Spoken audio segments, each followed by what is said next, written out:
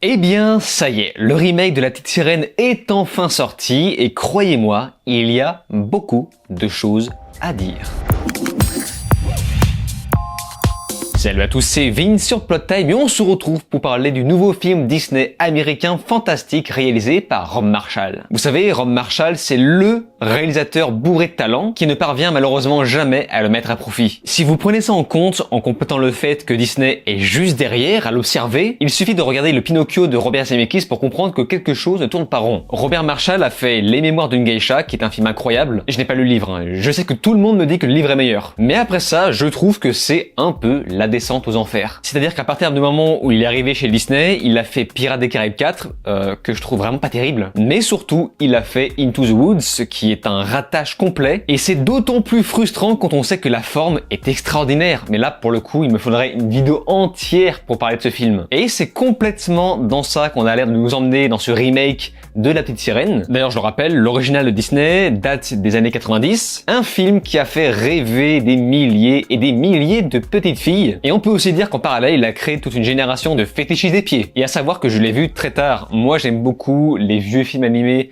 de Disney, mais je suis un peu passé à côté de la dernière génération des films d'animation 2D de Disney, et La Petite Sirène faisait partie du début de la dernière génération, et c'est la raison pour laquelle je l'ai vu très tard. Pour anecdote, je l'ai vu en tant qu'animateur dans un centre de loisirs avec des enfants. Vous savez, ce fameux moment où on met la télé et les enfants ferment leur bouche. Ah ça c'est merveilleux ça. J'ai donc vu ce film pour la première fois à ce moment-là, je me suis dit, attends, mais c'est bien. À chaque fois qu'un gamin l'ouvrait, j'étais là, chut, tiens, regarde bien là comme ça. Le film est très bon, même si je le trouve malheureusement moins bien sur sa fin. Vous savez, dans tous les films Disney, il y a toujours une espèce de réflexion derrière. Là où dans un excellent Aladdin, le héros parviendra à piéger le méchant en jouant avec son avidité, ce qui permet de donner une belle leçon aux enfants. Alors que ici, dans La Petite Sirène, on finit vraiment sur un boss de God of War. Pour vaincre tes ennemis, enfonce-lui un bon gros cul de bateau dans le bide, et s'il résiste, mets-lui 3 ou 4 balles dans la tête. Non, en vérité, ce qui a rendu ce film mythique, c'est avant tout, et je dis bien avant tout, son héroïne. Bien sûr, je parle d'Ariel avec son chara-design, ses cheveux et ses lèvres rouges flamboyants. Le concept de retirer momentanément sa voix a permis aux animateurs d'exprimer leur talent et leur passion à travers l'écran. C'est pour moi l'un des meilleurs personnages féminins que Disney a réussi à créer avec Réponse. Elle est drôle, romantique, solidaire avec ses amis, bref, j'adore. Mais comme tous les vieux classiques, ce film n'échappe pas au remake live action. Il n'échappe pas non plus à la fameuse polémique, enfin un petit peu comme tout, aujourd'hui à chaque fois qu'on sort un gros truc, il y a forcément polémique derrière, une polémique par rapport à la couleur de peau de l'actrice Halle Bailey, métisse. Une polémique que je trouve évidemment un petit peu stupide parce que on parle de quoi ?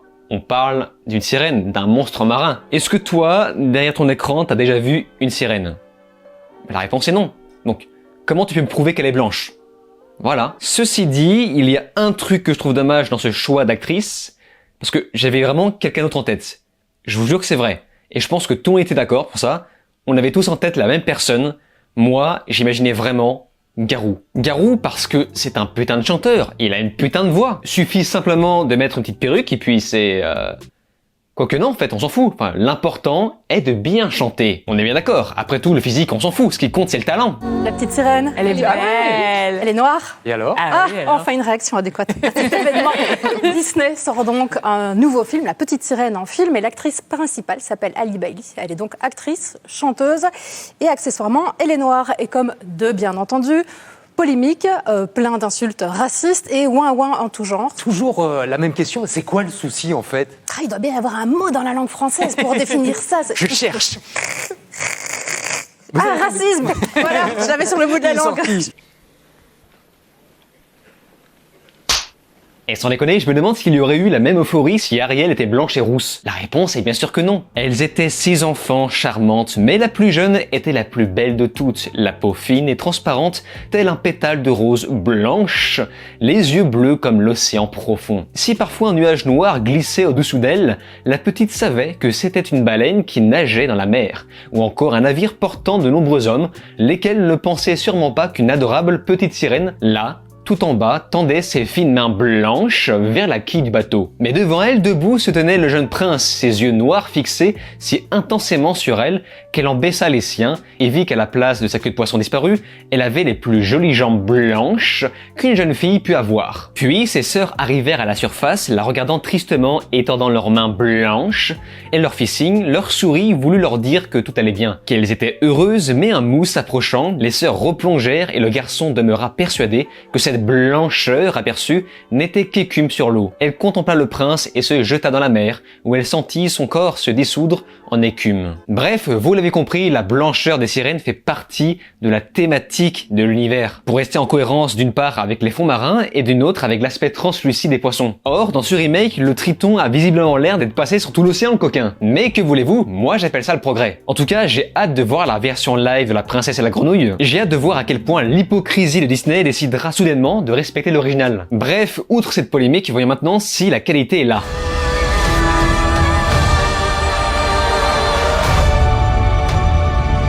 Dans le royaume du roi Triton, la jeune sirène Ariel est la plus fougueuse de toutes. En effet, elle est constamment obsédée par ce qui se passe au-dessus des flots, du côté des humains. Jusqu'au jour, suite à un accident où elle sauvera le prince Eric avant de tomber sous son charme. Sachant que c'est interdit, elle conclut un accord avec la sorcière Ursula pour faire d'elle une humaine. La seule solution sera d'obtenir du prince un vrai baiser d'amour, autrement elle appartiendra à la sorcière à jamais. La Petite Sirène de 2023 est un film qui se fait donc défoncer autant par la critique que par la presse, ce qui n'est pas forcément étonnant, tout comme le fait qu'il n'y ait personne dans la salle dans la première séance d'un des plus gros cinémas de France. Après attention, j'ai vu le film en VO, donc j'imagine qu'en VF, beaucoup de parents vont emmener leurs enfants voir ce film. Et de ce que j'ai vu, c'est exactement comme ce que j'imaginais. Le spectacle Disney live action standard avec du pognon, les mêmes qualités et les mêmes défauts. Comme beaucoup de films de Rob Marshall, on a une première moitié plutôt intéressante, potable, je suis sympa, et une seconde beaucoup plus compliquée. Et ne vous en faites pas, je vais développer. Ça sera sûrement subjectif. Bon, concernant les personnages, qui est quand même important, j'ai noté R.I.P. Sébastien, vous savez, le fameux crabe trop mignon du dessin animé, qui ici devient un espèce de crabe dégueulasse. Vous voyez, parce que c'est un vrai crabe, et on le fait parler, c'est horrible, ça fait trop peur. Une créature bizarre sans aucune expression, mais c'est ignoble. R.I.P. également Polochon, qui là devient un poisson, mais immonde. Il fait tellement peur. Mais tous. Je pense aussi à Eureka, qui ici devient Eurekarette, parce que oui, dans l'original, il y avait beaucoup trop de personnages masculins. Voilà, faut corriger ce tir. Eureka, doublé par Awkwafina, qui en VO a une voix insupportable, irritante, ça me faisait frissonner les oreilles. Mais je ne sais pas ce que ça vaut en VF. Par contre, je retiens une chose, c'est Melissa McCarthy en Ursula. Là pour le coup, voilà. Masterclass. Elle est excellente, pareil, sa voix en VO, je ne sais pas ce que ça vaut en VF, mais en VO, elle est vraiment excellente. Elle parle vraiment avec ses tripes sans jamais vraiment frôler le surjeu. Malheureusement, il y a une chose qui gâche toutes les scènes avec elle et j'en reparlerai après. Et c'est pareil aussi pour Javier Bardem en Triton, ça passe très bien, ça lui va comme un gant. Et ensuite, nous avons Hailey Bailey en Ariel. C'est marrant parce que moi, je me dis que s'il y avait un personnage très important qui devait ressembler au film animé original des années 90, c'était bien Ariel. C'est grâce à ça que tu vas faire vendre le film. Ici, bon, on va se le dire, Hailey Bailey, elle est très belle, elle a une voix magnifique, sa voix, elle chante magnifiquement bien, mais en même temps, manquerait plus qu'elle chante mal. Malheureusement, cette version d'Ariel ne m'a absolument pas transporté. Elle manque d'expression, ce qui est un comble avec des animaux en image de synthèse qui ici également manquent d'expression. Vraiment, pendant quasiment tout le film, elle est comme ça. Embauchez-moi. Je la trouve tellement rigide, notamment sur son petit rocher. Elle n'arrive même pas à tendre complètement ses petits bras. Et avec ça, Ariel n'a pas les cheveux rouges, ce qui est complètement con, parce que, voilà, encore une fois, il faut faire vendre le film. Il faut que les gens reconnaissent la petite sirène qu'on a tous connue. Mais je veux dire, les cartables de la petite sirène, les jouets, les coloriages que les petites filles ont dessinés pendant toute leur enfance. Faites-lui les lèvres et les cheveux rouges flamboyant. Et même, tant qu'on y est, faites-lui les yeux bleus, histoire de mettre un peu plus de magie. Et pourtant, dans le film, Ursula l'appelle la rouquine. Eh cocotte, les fonds marins t'ont fait tourner la tête là. Ariel, dans ce film, a tout l'air d'avoir les cheveux marrons, très légèrement cuivrés, mais pas plus. Et d'ailleurs, bon, je reviens dessus, mais par rapport aux filles de Triton qui sont toutes diversifiées physiquement, et bien en fait, ce qui est amusant, c'est que c'est justifié dans l'univers puisqu'elles sont censées représenter les différentes mères. Donc, à ça, je me pose une question, pourquoi Ariel est métisse? Pourquoi elle n'est pas blanche? Parce que, qu'est-ce que c'est Ariel? Qu'est-ce qu'elle représente? Elle représente la Scandinavie. Et j'entends bien l'époque scandinave du Moyen-Âge. Mais pourtant, elle est quand même métisse. Pourquoi elle est comme ça? Eh bien parce qu'en fait, ce fameux royaume est une version sous les cocotiers. Un royaume moyenâgeux, un petit peu fourre-tout, à moitié jamaïcain, fantasmé par Disney. Bref, c'est tout ce qu'on adore. Ah, et je n'ai pas parlé du prince Eric aussi, qui lui m'a paru très bof. Voilà, c'est complètement subjectif. Mais pareil, voilà, il ne m'a pas transporté. Ah, évidemment, il fallait absolument une figure d'autorité féminine au-dessus du prince Eric, afin, bien entendu, d'effacer l'aspect patriarcal. Alors dans l'histoire, cette reine ne sert à rien, à part rallonger le film. Le film est très long d'ailleurs, on y reviendra. Et non, le prince Eric, après s'être fait sauver par Ariel au début du film, ne pouvait pas à son tour sauver cette femme à la fin du film. Ariel, en tant que femme forte et indépendante, sait très bien se démerder sans les hommes. Bon, à côté de ça, l'Ariel est à peu près correcte. Voilà, ça reste du Rob Marshall. On est très loin au-dessus du niveau de Peter Pan et Wendy. Et selon la volonté des films Disney live action, il y a toujours un copier-coller, moins hardcore cette fois-ci. Mais cela dit, on se retrouve parfois avec quelques petites impasses. Par exemple, la scène de la fourchette. Vous savez, la scène de la fourchette, je savais qu'ils allaient la remettre. Mais vraiment, à l'avance, je me suis dit, forcément, il y aura la scène de la fourchette. Mais il y a un petit problème. Je pense que ça ne vous a pas échappé. L'actrice Hailey Bailey, qui incarne Ariel, n'a pas les cheveux lisses. Elle a des espèces de dreads. Bref, on ne peut pas vraiment reproduire exactement la même scène. Et pendant tout le film, je me suis dit, mais comment ils vont faire pour reproduire la scène de la fourchette? Est-ce qu'ils vont la faire? Est-ce qu'ils vont la retirer? Et ils la font quand même, et j'avoue que je n'ose même pas en parler tellement que c'est malaisant. Vraiment, j'ai été gêné. Bon, en gros, je vous explique. Ariel prend la fourchette et enroule ses cheveux comme des spaghettis. Et je me suis dit, mais là, fallait rien faire. Fallait juste rien faire. Et en dehors de ça, sur la forme, les fonds marins sont d'un glauque. C'est jamais féerique, c'est sombre. Trop sombre même, on ne voit rien. On dirait presque un film d'horreur. Et c'est encore pire dans l'antre d'Ursula. Toutes les scènes potentiellement bonnes avec elle sont illisibles. Et c'est de ça que je vous ai parlé juste avant. Ursula aurait pu avoir un meilleur potentiel si les scènes étaient de meilleure qualité. Et alors la touche finale, pour moi, c'était vraiment la phase Ursula God of War qui est objectivement mal faite. Et je pensais pas ça. Je pensais vraiment que L'Oréal allait tout miser sur cette scène. C'est très mal fait, ça dégueule d'effets spéciaux. Tout le film dégueule d'effets spéciaux numériques, plus principalement dans cette scène, et encore une fois, on ne voit rien, à tel point que j'ai l'impression qu'ils ont renforcé l'obscurité en guise de cache-misère pour cacher un petit peu ces mauvais effets spéciaux. Et le problème n'est pas que sur la technique, il est également artistique.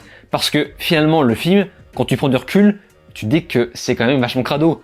Tout est moche, crado, avec, vous savez, les animaux marins qui dansent, c'est presque à gerber quand tu regardes ça. Et en plus, il ne faut pas être claustrophobe. Pendant toute la durée, je me suis senti enfermé. Et en dehors de ça, il y a plein de moments où je me suis cru dans un espèce de Marvel classique, ou même d'ici avec Aquaman. Tellement que le style ne m'évoque absolument pas le côté très bienveillant et joyeux du Disney de l'époque. La seule chose dans laquelle je me suis à peu près retrouvé, c'est les chansons. Voilà, les musiques sont très réussies, voilà, ça ajoute une vraie plus-value à ce remake. Il y a de grosses chorégraphies avec des grosses danses, et il y a également du rap insupportable. Oui, il y a une scène de rap, j'ai trouvé ça vraiment très laid. Encore une fois, j'ai vu le film en VO, je ne sais pas ce que ça vaut en VF, mais tout ça pour vous dire que pendant cette scène, la scène du rap, je me suis dit, ok, d'accord, le film c'est vraiment n'importe quoi. C'est un espèce de brouhaha ambiant, audio comme visuel. Ça bouge de partout et ce n'est pas toujours joli. Et en plus, à ça s'est ajouté une nouvelle polémique par rapport aux chansons.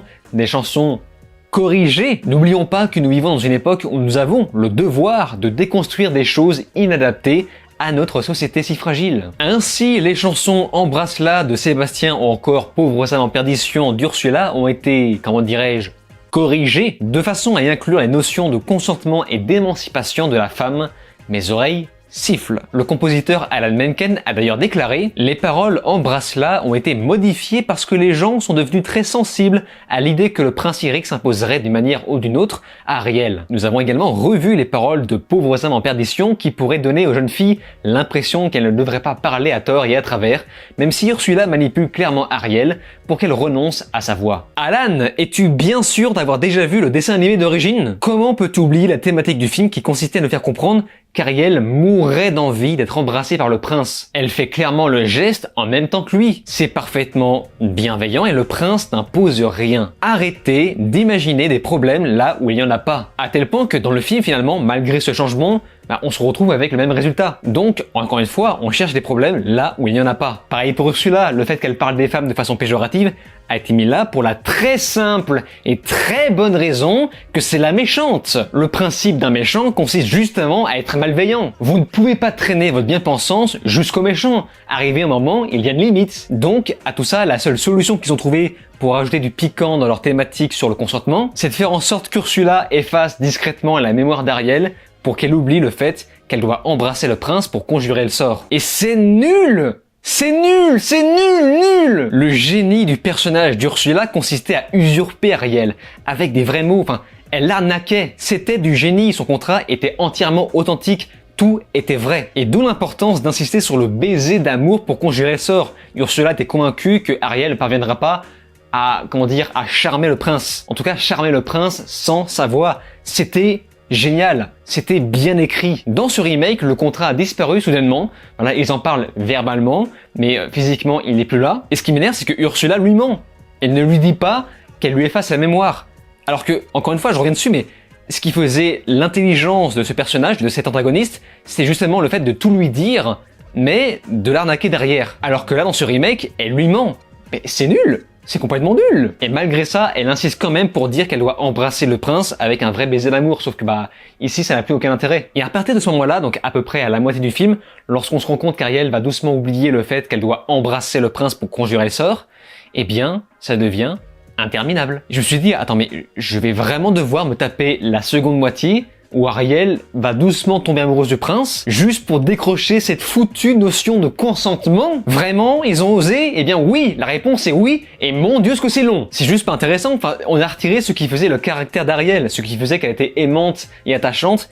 C'était justement le fait qu'elle était complètement amoureuse éperdument de ce prince. Bref, je vous invite bien sûr à ne pas aller voir ce film. Et surtout, n'emmenez pas vos enfants, c'est clairement l'objectif de Disney, donc ne leur donnez pas ce qu'ils veulent. Vos enfants ont mieux à faire, comme par exemple regarder l'original. Je le redis, ce film était pile poil comme je l'imaginais, et j'ai hâte de voir ce que dira le box-office. J'ai également hâte de voir à quel niveau le prochain film Blanche-Neige sera complètement déconstruit. Et celui-là, croyez-moi, ça sera littéralement le boss final. Sur ce, si vous avez malgré tout vu ce film, n'hésitez pas à me faire part de votre avis dans les commentaires. Comme d'habitude, j'y porterai attention. Sur ce, on se laisse ici. N'oubliez pas de vous abonner à ma chaîne YouTube, cliquez sur la cloche, souscrire si vous pouvez, et de me rejoindre sur les réseaux sociaux. Je vous dis alors ciao et à la prochaine.